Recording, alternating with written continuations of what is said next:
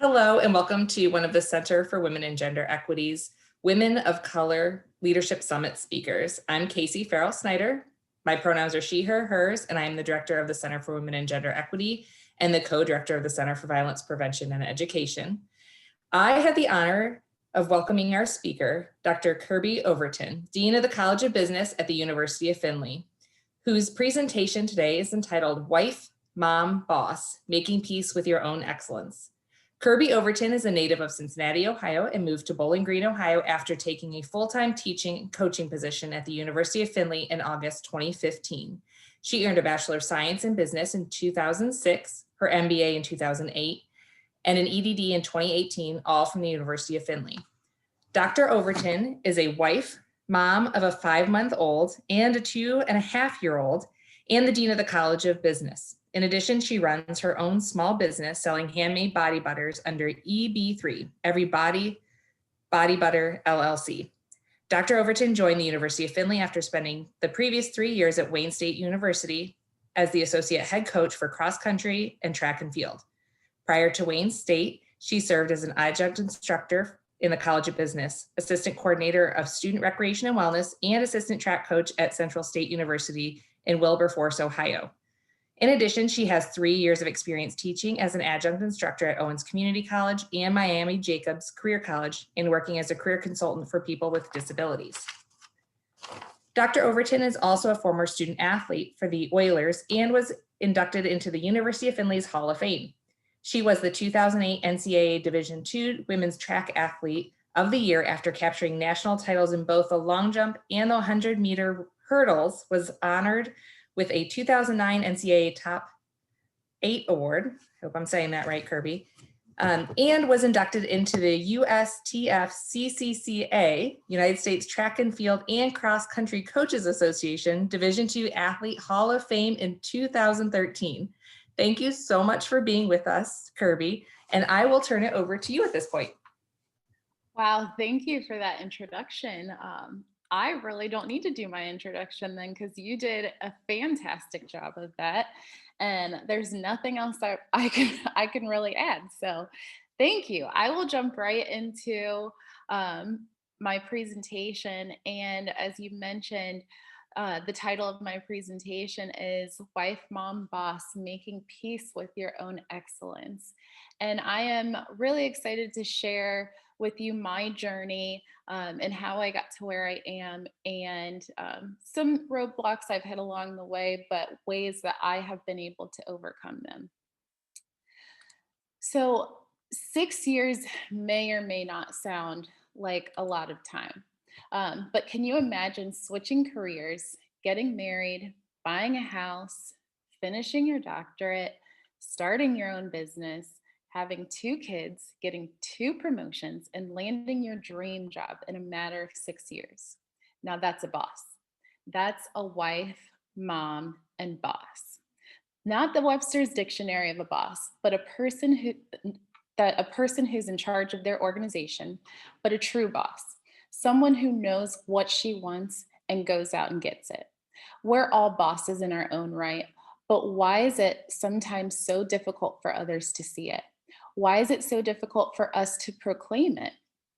I mean, that was a little hard for me to even say and proclaim it. And it really took other people to tell me how boss I am for me to really see it. And when I tell the story of how I got to where I am and all that I do, they sometimes make me feel like a superhero. But it's still difficult for me to see my own excellence within myself. And it's still difficult for me to proclaim it sometimes. Anytime I thought of how I got to where I am, I thought it was luck or sometimes even divine intervention. I couldn't see the excellence within myself, and that bothered me. Why was it so hard for me to be at peace with my own excellence? Day after day, we're told in subliminal ways, through microaggressions and sometimes even directly, that as Black women, we're not as beautiful and we're not as smart. And any success that we have is a gift because of the things like affirmative action. After repeatedly hearing that and feeling that, it becomes ingrained in us, and subconsciously, we feel like we're not good enough and like we really don't deserve what we've earned or our place in the society. This is even more belabored by the fact that women earn 62 cents on the dollar compared to white men.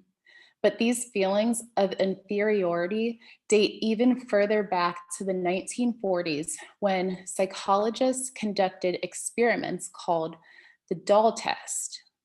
They used four dolls that were pretty identical in all ways except for race to test children's racial perceptions. The children were between the ages of 3 and 7. That's pretty young, and the majority of the children preferred the white dog assigned positive characteristics to it. Even at this young age, the African American children had feelings of inferiority and very damaged self-esteem. In my professional career, I've also been made to feel like I'm less than and like I was the exception. Like there's so few educated Black people, and I'm the one who was lucky enough to make it out. In my previous job, I've been asked things like, why don't Black people speak proper English? And was blatantly told that I was only being included in things and asked my opinion because I'm Black and because they needed to fill a quota. When I made the decision to confront the person who said these things to me, he started gaslighting me by saying things like, well, I thought you were smart enough for me to be able to have these conversations with you. That in itself is a real ignorant comment. But that was 3 years ago. And well, that was longer than three, that was about 6 years ago. And no, he doesn't work there anymore. But that was a long 3 years of my life because those were things that I had to deal with for that amount of time. Microaggressions alone can make you feel like you're going crazy, but couple that with the need to feel like you're accepted and dimming your light or minimizing who you are to feel accepted can make you feel like you don't even truly know yourself anymore. Code switching is something that we're often finding ourselves doing within the workplace. Feeling like we need to adapt to the dominant culture makes it even more prevalent that our work, on top of these other intangible things, can make us feel very insecure. As a Black woman, it's not uncommon for me to feel like I have to make other people feel more comfortable that I'm in the group or seated at the same table as them. Being in a senior leadership role in higher education at a predominantly white institution, I'm typically the only Black woman at the table. On top of that, I'm typically the youngest person at the table as well. Oftentimes, I find myself second guessing what I want to say and if I should even speak up in the first place, because I'm not sure that anyone will relate to me or they'll just regard what I'm saying because I'm just there to fill a quota. It blows my mind that even though I know how hard I've worked to get to where I am, I can still feel like I don't belong. This is the epitome of imposter syndrome, which I'm sure many of you have heard about before. Even though I know that I've earned my seat at the table, sometimes I still struggle and feel like I'm really not supposed to be there and that someone is going to figure that out at any moment. So I should just stay quiet and keep my opinion to myself. I still remind myself of how much of a boss I am and the fact that I bring a lot to the table. I don't have to be or think like everyone else because that's not what I was hired to do. If I thought the same as everyone else, then there's nothing that we would be able to get accomplished. A couple of weeks ago, I had a meeting scheduled with two gentlemen who I'd never seen before or met before. And I was coming from another meeting, so I was running maybe like 2 minutes late. So they were sitting there waiting for me when I walked in, and I greeted them and apologized for being late, but they didn't really acknowledge me or who I was. And it wasn't until my assistant looked over at them and said, may I introduce you to Dr. Overton? Then they perked up and had surprised looks on their faces and finally acknowledged me. In that moment, I had to make the decision that I wasn't going to let it phase me, and I was going to show them who I was and exactly why I was hired into that role. As women, we often dumb down our accomplishments in order to make others feel better about themselves. We bury our excellence so that we can fit in better and so that we don't come across as self righteous. This not only occurs in the workplace, but also in our personal lives as well. Have you ever wondered why such a high percentage of Black women have never been married?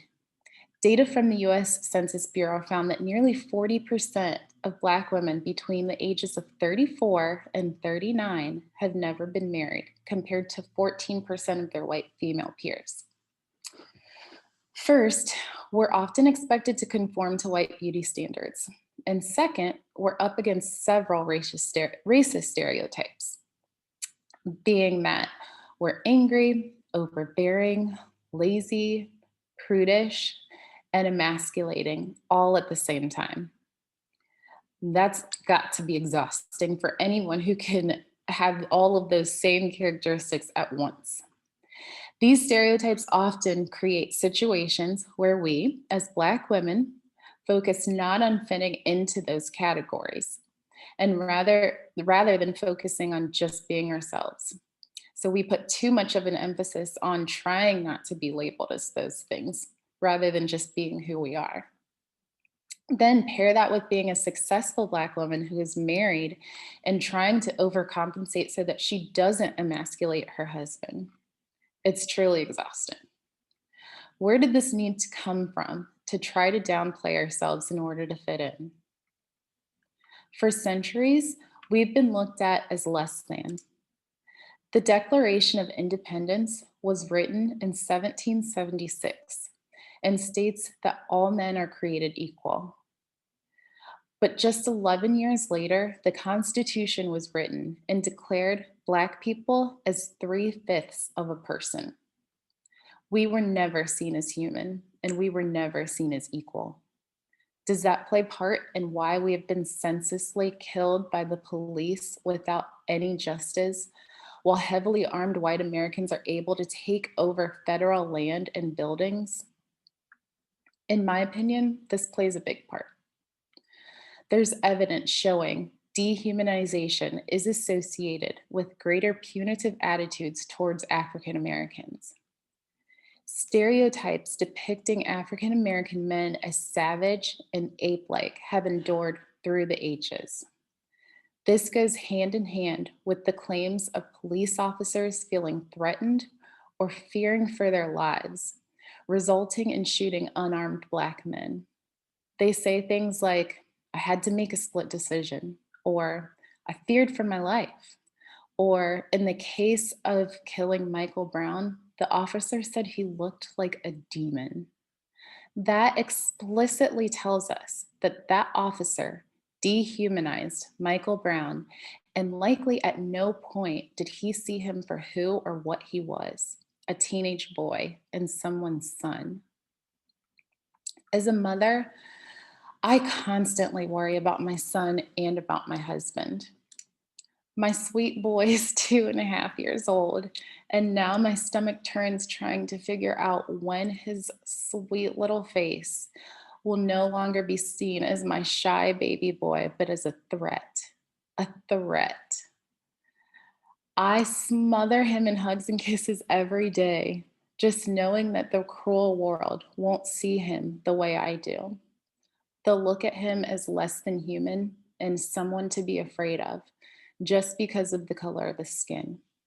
My heart breaks for the day that we have to sit down and have the talk with him about how he does not have the same rights and privileges as everyone else, and how he has to take certain precautions that some of his friends might not have to take, just so he can come back home to us safely and doesn't end up as yet another Black person who was murdered by the police. I fear for my husband every day, every single day, and pray that God brings him back home to us safely so that he can be the amazing husband and father that he is to our 2 children.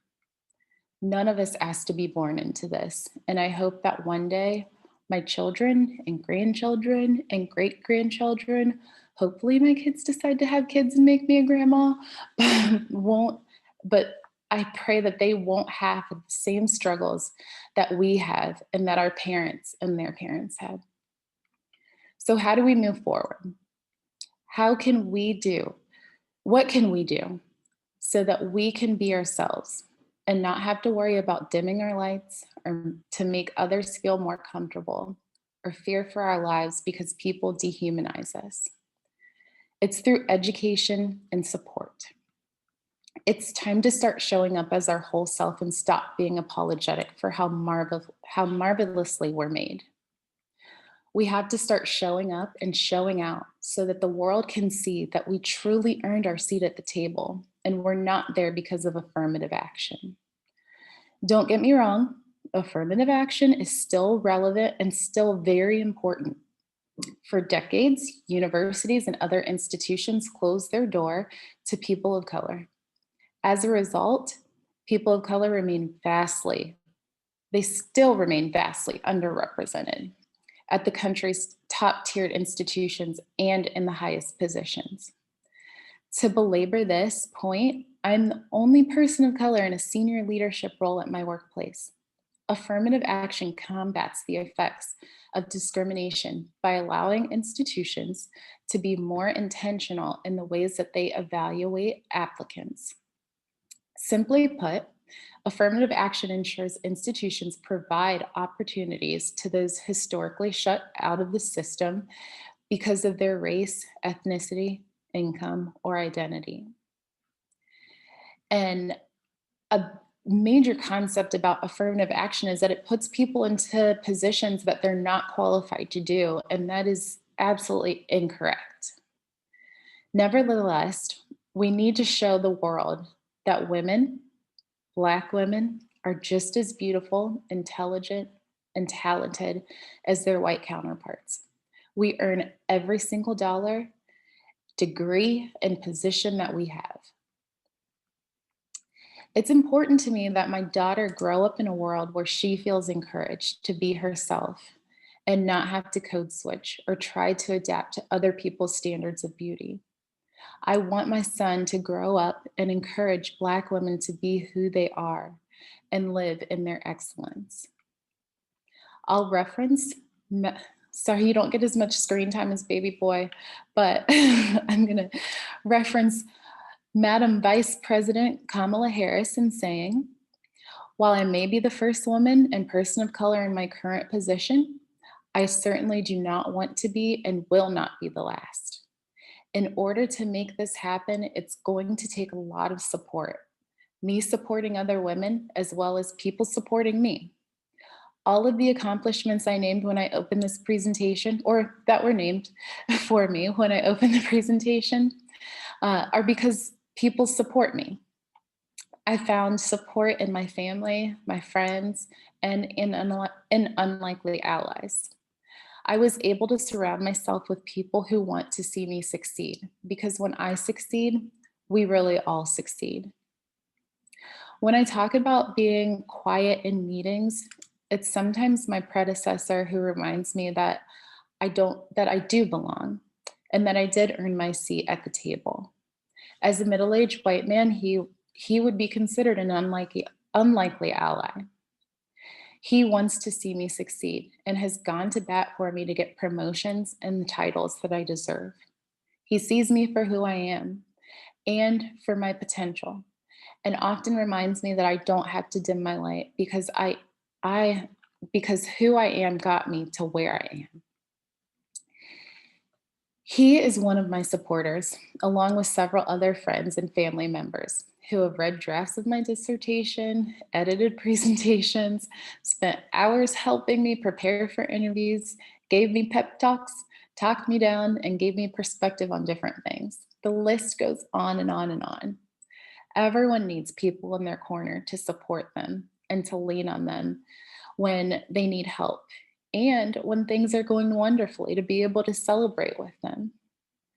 One of the ways to become an ally is by educating yourself. Don't just scroll through social media and think that you're an expert, but actually do your own research. Pick up a book and study the Black history they don't talk about in school. Much of Black history is not discussed, and what is taught is watered down and misconstrued. The true history of our country needs to be brought to the forefront, and people need to understand the significance of things like Juneteenth and Black Wall Street. When students are taught not to respect or appreciate the fact that African Americans have always made good and valuable contributions to society in the United States, they're taught not to respect and appreciate the African Americans currently living in the United States. There are still places in the US where students can go their entire educational careers without ever interacting with people of color. This means that those students have no personal experience to counter the negative messages they hear about African Americans in the media. If all that children are ever taught about African Americans is what they see on television, in movies, and on the news, they'll have a skewed and negative view of African Americans, which will impact how they treat and view them. Personally, I did go to private, predominantly white institutions for my entire education. The majority of the time, I was the only Black person in the class. And until I got to college, I was one of a handful of Black students within the entire school. I never received the in-depth education on Black history, and pretty much everything that I know, I had to educate myself on. In order to negate the ignorance that surrounds not only Black history, but also current issues like the Black Lives Matter movement and police brutality, I have to be educated so that I can speak factually about those topics and not simply out of emotion.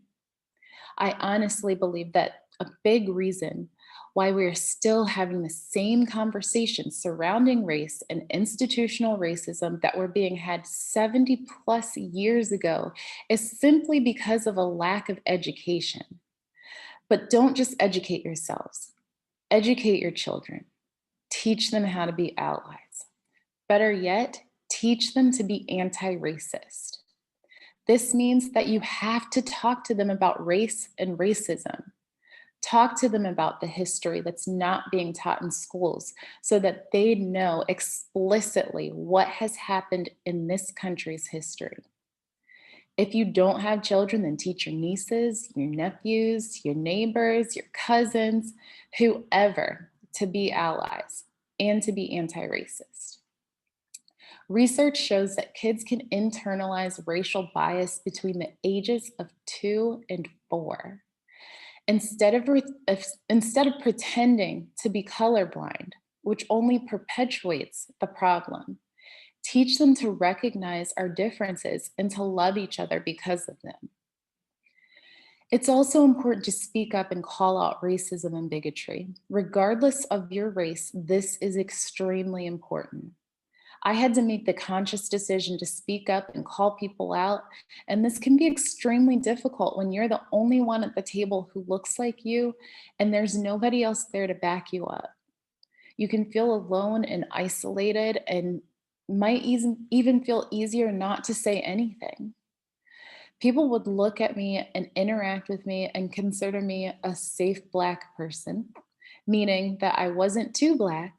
So they would feel like they could get really comfortable and let their true feelings come out about Black people because they thought I was different. They learned pretty quickly after that I'm not just going to sit there and let them belittle or speak negatively about Black people or any other marginalized group of people or anyone in general. Just a couple of weeks ago, I was in a meeting and the other person was going through a list of people who they thought it would be a good idea for me to make connections with. She got to the last person on the list and said his name, then said, "He's a Black business owner and he'll be really happy to see you in this role."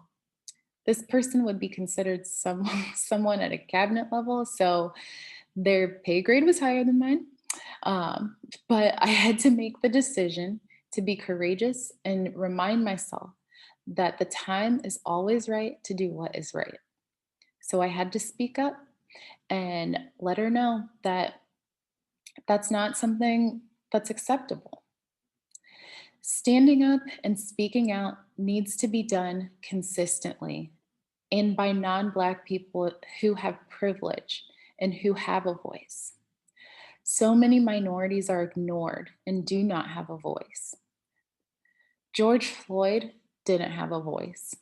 While the police officer knelt on his neck for nearly 8 minutes, he was ignored and his voice was ignored. Imagine what would have happened if someone, an ally, stepped in to stop that situation. He would likely be alive today to see his children.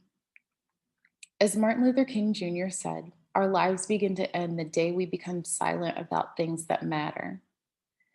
If we support ourselves, if we support each other and educate ourselves, the children, and educate each other, then we'll truly be able to let our light shine.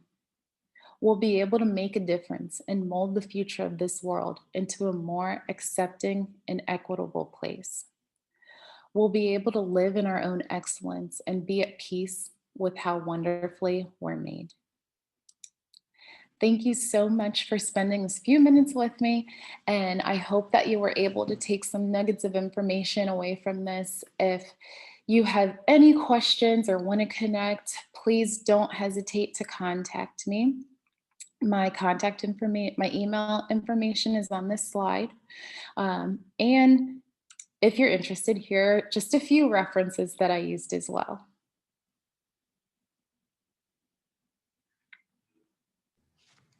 Kirby, thank you so much. I feel like I took a lot away from that conversation and thinking about some of those pieces, in terms of speaking up and teaching our children. And there are a lot of parts of that conversation and your presentation that I feel like I will take with me. And I just appreciate you sharing some of your stories with us and how you got to where you are and that you are such a boss. I mean, I typed up your bio and, read it out loud. And then after I read it, I was like, I just read that out loud, but really, oh my gosh, like it's amazing some of the stuff that you've done. So thank you again so much for taking time to be with us and sharing your stories with us. We really, really appreciate it. I did want to share too with everybody who is watching that we have lots of other events for Women's History Month. Hopefully you were able to check out our other Women of Color Leadership Summit speakers, and one of them was on Instagram Live, the other one was recorded and you can watch that as well. And also the rest of our programs will be on our website, and you can access all of those at bgsu.edu/women's history. And you can also find them on the Center for Women and Gender Equity on our Facebook page, on our Instagram page, and also on our website. So thank you again, Dr. Overton, for being with us. And I hope that everyone has a great week. And thank you again so much.